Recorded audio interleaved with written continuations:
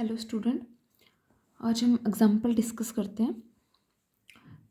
पहला एग्जाम्पल है हमारे पास, let f be a function defined on an interval 0 to m where m is a positive integer f x 0 if x is an integer 1 if x is not an integer, show that f is integrable on 0 to m।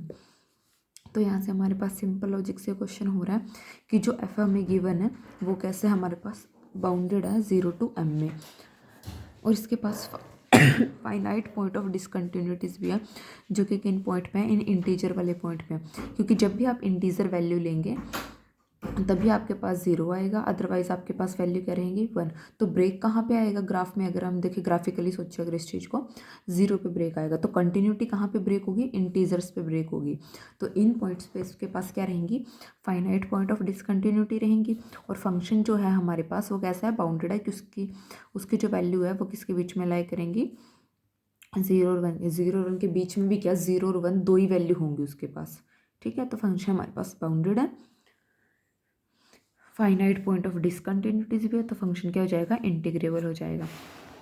Second question देखो, यह आपके पास function given है, हमें क्या show करना है कि ये इंटीग्रेबल है although it has infinite point of discontinuities, और हमें इस इंटीग्रल की वैल्यू निकालनी है। तो बिल्कुल सिंपल कैलकुलेशन से क्वेश्चन आपका हो जाएगा। ये आपके पास फंक्शन गिवन है, यहाँ पे क्या किया नेक्स्ट में, इस फंक्शन को ओपन करके लिखा है थोड़ा सा, मतलब किया क्या, सिर्फ n की वैल्यूज़ को वेरी कराया कि जब n को 0 रखेंगे तो यहाँ पे ये वाली वैल्यूज़ आएंगी, समथिंग पावर 0 1, यहाँ पे क्या बनेगा 1/2, यहाँ पे क्या बनेगा 1। फिर ऐसे n को 1 वेरी कराया, फिर 2 अप टू सोन, इस तरह से n तक वेरी करा दिया। सॉरी, और लास्ट में आपके पास क्या वैल्यू है, 0 वैल्यू है। अब यहाँ पे देखो ये फंक्शन आपका बन कैसा रहा है, फंक्शन कैसा बन रहा है, बाउंडेड बन रहा है आपका, क्योंकि जो फंक्शन की वैल्यूज़ हैं वो किसके बीच में लाई कर रही हैं, 0 to 1 के बीच में लाई कर रही है। सारी वैल्यूज़ को देख लो, 0 1 1/2 1/4 1 बाई आगे क्या आ जाएगा 2 क्यूब 8, फिर आगे 2⁴ 1/16, इस टाइप से वैल्यू होंगी। सारी वैल्यू किसके बीच में लाई करेंगे, 0 to 1 के बीच में। तो फंक्शन आपका क्या हो गया, बाउंडेड हो गया। ठीक है, अब हमें क्या देखना है, इसके पास इनफाइनाइट पॉइंट ऑफ डिसकंटिन्यूटीज़ हैं। वो डिसकंटिन्यूटीज़ हैं किस पॉइंट्स पे हमारे पास, देखो अब जरा यहीं से जो हमने फंक्शन बनाया, जब हम वैल्यू रख रहे हैं 1 से लेके स्ट्रिक्टली ग्रेटर देन 1/2 तक, 1/2 से पहले तक, तो हमें क्या वैल्यू मिल रही है, 1 मिल रही है। लेकिन जैसे ही हम 1/2 पे पहुँचेंगे तो हमें क्या मिलेगा, 1/2, यहाँ से ब्रेक आ जाएगा फंक्शन में। ठीक है, इतना समझ आएगा कि 1/2 से ये ऐसे है। ठीक है, 1/2 से जस्ट इधर तक वैल्यू क्या है, 1 है। लेकिन जैसे ही इस पॉइंट पे पहुंचे, यहाँ आ जाओ, वैल्यू क्या है 1/2, सेम ऐसा यहाँ होगा। जैसे ही 1/2 स्क्वायर पे पहुंचेंगे, 1/2 स्क्वायर से पहले तक 1/2 रहेगी। जैसे ही हम पहुंचेंगे 1/2 स्क्वायर पे, फंक्शन क्या वैल्यू देगा 1/4, फिर से ब्रेक आ गया। ऐसे ही 1/2 क्यूब पे ब्रेक आएगा, फिर 1/24 पे ब्रेक आएगा, ऐसे ही 1 में 2⁻n+1 पे ब्रेक आएगा, अप टू सो ऑन। तो इस तरह से हमारे पास इन सभी पॉइंट पे हमें क्या मिलेगी, डिसकंटिन्यूटी मिलेगी। तो अभी इन्हीं दो फैक्ट का यूज़ करेंगे हम आगे क्वेश्चन में, जो आपको बताया गया। फंक्शन की वैल्यू 0 से 1 के बीच में बिलोंग कर रही है, फंक्शन क्या है, बाउंडेड हो गया। ये आपके पास डिसकंटिन्यूटीज़ के पॉइंट है, इनको छोड़ के बाकी सारे पॉइंट पे फंक्शन क्या है, कॉन्टीन्यूअस है। तो इन्होंने वही लिखा कि continuous on 0 to 1 except these point. अब set of point of discontinuity ये आ गया आपके पास, which has only 1 limit point 0। अब ये कैसे पता लगा, ये आपके पास किस टाइप की सीक्वेंस बन रही है, 1/2n टाइप की सीक्वेंस बन रही है। इसकी लिमिट क्या होती है, अगर आप इसकी लिमिट देखो, इसकी लिमिट चेक कर लेना, ये ये आपके लिए छोड़ रही हूँ मैं ये वाला स्टेप, ये इस टाइप की बन रही है। इसकी लिमिट चेक करना क्या आएगा, ये आपका सीक्वेंस एंड सीरीज़ का काम है, जो आपने सीक्वेंस एंड सीरीज़ में पढ़ा था, लिमिट निकालना, वहीं का रिजल्ट यूज़ होगा। और इसकी आप लिमिट चेक करना क्या बनेगी, वो 0 बनेगी। और ये आएगी आई कैसे है, ये आप लोग मुझे बताओगे, ये जब हम क्लास में डिस्कस करेंगे तो इस पॉइंट को देख के आना, मैं आपसे पूछूंगी कि ये लिमिट आई कहाँ से है। तो ये लिमिट आपके पास 0 आएगी, इसको देख लेना है कैसे है। ये सीक्वेंस सीरीज का पार्ट है, बिल्कुल सिंपल है। तो यहाँ से हमारे पास क्या है कि जो डिसकंटिन्यूटीज़ हैं वो इनफाइनाइट है और उन इनफाइनाइट डिसकंटिन्यूटीज़ के पास लिमिट पॉइंट है। तो ये हमारे पास वही थ्योरम यूज़ हो रही है कि अगर फाइनाइट, हमने 2 थ्योरम की थी इस टाइप की, कि अगर हमारे पास फाइनाइट डिसकंटिन्यूटी हो, फंक्शन बाउंडेड हो तो इंटीग्रेबल होता है, जो हमने पहले एग्जांपल में यूज़ किया। अब हम नेक्स्ट वाली यूज़ कर रहे हैं कि इनफाइनाइट डिसकंटिन्यूटीज़ के पास लिमिट पॉइंट मिले, फाइनाइट लिमिट पॉइंट मिले, तो हमारे पास फंक्शन क्या हो जाता है, इंटीग्रेबल हो जाता है। तो यहाँ से हमारे पास फंक्शन इंटीग्रेबल हो गया। तो अब यहाँ पे इंटीग्रेशन की वैल्यू निकाल लेंगे। वो सिंपली इन्होंने किया, जैसे हमारे पास फंक्शन को ब्रेक किया था वैसे ही यहाँ पे इंटीग्रल को ब्रेक कर लिया उन्हीं लिमिट्स के अकॉर्डिंग। जैसे लिमिट हमारे पास फंक्शन में बनी थी उन्हीं के अकॉर्डिंग ब्रेक कर लिया, वही वैल्यूज़ रख दिया यहाँ पे, इंटीग्रेशन करके लिमिट रखी है। उसके बाद नेक्स्ट स्टेप में क्या किया, सिर्फ इन ब्रेसेस को सोल्व किया है इस स्टेप में। नेक्स्ट में क्या किया, 1/2 को कॉमन लिया, जो अंदर बचा उसको इस फॉर्म में, सीरीज़ की फॉर्म में बना के लिखते हैं। जैसे यहाँ से 1/2 कॉमन लिया, बना गया, यहाँ से लिया 1/2 स्क्वायर। यहाँ पे 5 पावर बन रही थी एक पावर को हमने बाहर लिया तो अंदर कितनी बची, 4 पावर बची, तो उसको हमने इस फॉर्म में लिख दिया 1/2 स्क्वायर होल स्क्वायर। ठीक है, ऐसे आगे क्यूब आएगा, आगे आएगा n-1। अभी आपके पास क्या बन रही है, GP series with common ratio 1/2 square. क्या बन गया ये, GP series with common ratio 1/2 square. और इसका सम क्या होता है हमारे पास, सम इक्वल जाता है 1 - r raise to the power n, 1 - r। R अभी लेस देन 1 है हमारे पास तो ये रखेंगे, अदरवाइज रिवर्स हो जाता r raise to power n - 1 r - 1। तो अब ऐसे रख लिया हमने, यहाँ पे हमारे पास r की वैल्यू रख दी जो कि थी हमारे पास 1/2 स्क्वायर। इसको सोल्व कर लिया, आपके पास ये वैल्यू बची। अब हमें क्या चाहिए, 0 to 1 में चाहिए थी वैल्यू। इस इंटीग्रल पे लिमिट अप्लाई कर दो। अभी मैंने आपको बताया था 1/2 रेज़ टू पावर n की लिमिट क्या होगी, 0। तो यहाँ पे क्या आ जाएगा, 0। तो यहाँ पे भी लिमिट अप्लाई कर दो, 1/4 रेज़ टू पावर n की लिमिट भी क्या हो जाएगी, 0 हो जाएगी, विद सेम लॉजिक जिससे 1/2 रेज़ टू पावर n की 0 रही है।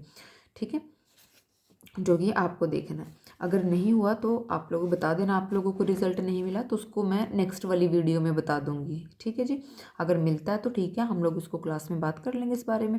अगर नहीं मिल रहा है आप लोगों को तो आप लोग मुझे बता देना, मैं नेक्स्ट वीडियो में बता दूंगी कि हमने यहाँ पे कौन सा रिजल्ट यूज़ किया। पर उससे पहले आप लोग एक बार इसको ट्राई ज़रूर करना। इसकी लिमिट 0 आ गई तो यहाँ पे क्या बचा हमारे पास, 2/3। तो इस इंटीग्रल की वैल्यू है 2/3। सेम इसी लॉजिक पे बेस्ड हमारा नेक्स्ट एग्जांपल है, आप इसको खुद ट्राई करोगे, सेम वही है सब कुछ सारा, देख लो ऐसे ही ब्रेक किया है, फंक्शन बाउंडेड है, वही डिसकंटिन्यूटीज़ के पॉइंट हैं, सेम वैसे डिस्कस किया है। सिर्फ इसमें एक स्टेप है जिसके बारे में आप शायद सोचोगे कि कैसे होगा, इस सम की वैल्यू, इस सम की वैल्यू इन्होंने डायरेक्ट लिख दिया और ये आपको एज इट इज़ ही लर्न करनी पड़ेगी। इस सम की वैल्यू आप एज इट इज़ लर्न करो, इसको सोल्व करने में मत लग जाना कि इसकी ये वैल्यू आई कैसे, इसको एज इट इज़ लर्न करना, बाकी आप लोग कर लोगे। अगर नहीं हुआ तो बता देना, मैं आपको समझा दूंगी इसमें अगर किसी भी स्टेप में कोई डाउट हुआ। आगे थ्योरम करते हैं, integrability of monotonic function. Every bounded monotonic function is integrable. Monotonic function कैसे होते हैं हमारे पास, which is either monotonic increasing और मोनोटोनिक डिक्रीजिंग। सबसे पहले लेके चले monotonic non decreasing bounded function. अगर नॉन डिक्रीजिंग है तो इस टाइप का बिहेवियर शो करता है, दिस इज़ बाय डेफिनेशन। ठीक है जी, अब उसके बाद कंडीशन लेके चल रहे हैं कि अगर यहाँ पे इक्वालिटी की कंडीशन भी है ना, कि अगर इक्वल हो गए F of A equal to F of B तो फंक्शन क्या हो जाएगा, कॉन्स्टेंट हो जाएगा। और कॉन्स्टेंट फंक्शन कैसे होते हैं हमारे पास, इंटीग्रेबल। अगर नहीं हुआ तो स्ट्रिक्टली लेस की कंडीशन आएगी, तो उसके लिए सोल्व करते हैं। अब साइलेंट ग्रेटर देन 0 गिवन है, पी कोई भी पार्टीशन लेके चल रहे हैं, इस टाइप से लेके चल रहे हैं कि नोम of P epsilon by में f of b minus F of a की, बड़े में से छोटा माइनस किया। जब नेक्स्ट केस करेंगे उसमें कंडीशन रिवर्स हो जाएगी। अभी फंक्शन क्या है, मोनोटोनिक इंक्रीजिंग है, तो हमारे पास इंक्रीजिंग है तो हमें पता है, जो मैंने स्टार्टिंग में बताया था कि अगर हम आरथ इंटरवल लेके चल रहे हैं XR - 1 एक्स आर, तो हमारे पास जो मैक्सिमम वैल्यू है वो इस पॉइंट पे मिलेगी, मिनिमम वैल्यू इस पॉइंट पे मिलेगी। तो यहाँ पे क्या है, एक्स आर पे हमें क्या मिल रही है, least upper bound maximum value. यहाँ पे क्या मिल रही है, ग्रेटेस्ट लोअर बाउंड मिल रही है लेफ्ट पॉइंट, सॉरी हाँ लेफ्ट वाले पॉइंट पे। तो अपर सम माइनस लोअर सम लेके चलते हैं, ये वैल्यू बनेगी हमारे पास, ये डेल आर की वैल्यू लिखी हुई है यहाँ पे।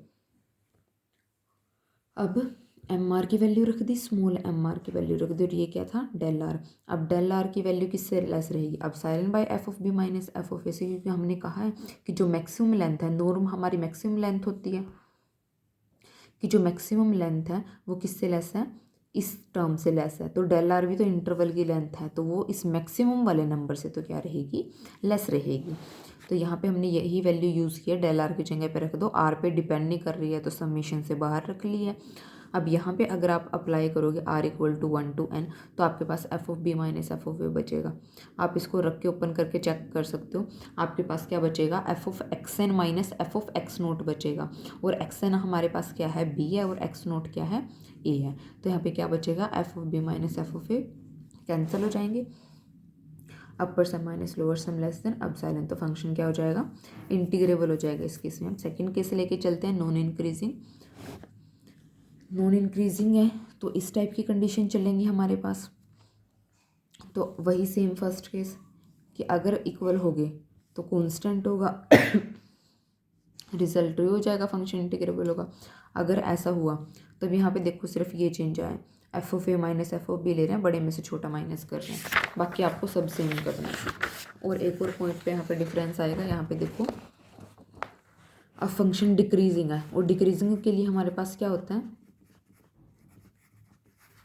मैक्सिमम वैल्यू इस पे मिलती है, मिनिमम इस पे मिलती है, सॉरी लीस्ट अपर बाउंड इस पे, ग्रेटेस्ट लोअर बाउंड इस पे, उल्टा हो जाता है। ये हम पहले डिस्कस कर चुके हैं और हम ये एग्जांपल में भी यूज़ कर चुके हैं, तो वही हमने यूज़ किया। अब जो स्मॉल एम आर है वो किस पे मिलेगी, एफ ऑफ एक्स आर पे, और ये F of X R minus 1 पे। तो वही वैल्यू रख दी है, यहाँ पे भी सेम आएगा। तो यहाँ पे भी क्या आ जाएगा जब आर को वेरी कराओगे, f of A minus F of b, दोबारा कैंसिल। तो क्या आ जाएगा, upper sum minus lower sum less than epsilon. और ये हमारे पास थ्योरम थी कि upper sum minus lower sum less than epsilon हो जाए तो फंक्शन क्या हो जाता है, इंटीग्रेबल। तो हमारे पास जब जो भी बाउंडेड मोनोटोनिक फंक्शन आएगा वो कैसा हो जाएगा, इंटीग्रेबल हो जाएगा, चाहे वो मोनोटोनिक इंक्रीजिंग हो या वो मोनोटोनिक डिक्रीजिंग हो। ठीक है, आगे वाले टॉपिक हम नेक्स्ट लेक्चर में करेंगे।